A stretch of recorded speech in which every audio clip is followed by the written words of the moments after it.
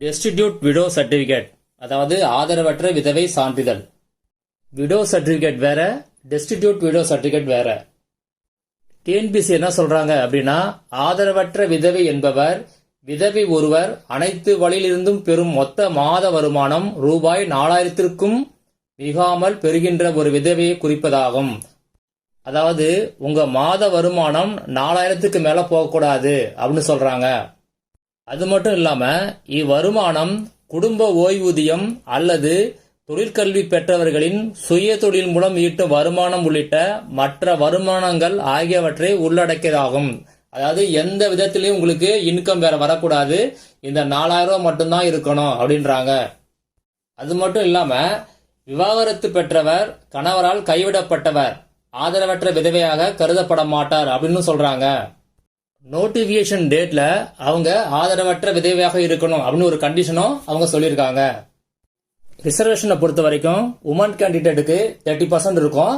அது இல்லாம டெஸ்டிடியூட் விடோவுக்கு 10% தருவாங்க. இந்த கேட்டகரியில உள்ளவங்க எக்ஸாம் ஃபீஸ் கட்ட தேவையில்லை. இந்த சர்டிபிகேட்டை பொறுத்த வரைக்கும் டிஎன்பிசி என்ன ஃபார்மேட்டை சொன்னாங்களோ அந்த ஃபார்மேட்ல தான் இருக்கணும்.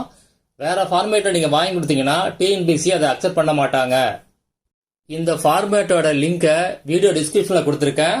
நீங்க இந்த சர்டிபிகேட் வாங்க போகும்போது மறக்காம அதை டவுன்லோட் பண்ணி கொண்டு போங்க. இதுதான் அந்த டிஎன்பிசி சொன்ன ஃபார்மேட்டு. இது தமிழ் இங்கிலீஷ் ரெண்டுலயுமே இருக்கும். நீங்க எதுல ஒண்ணு வாங்கினா போதும்.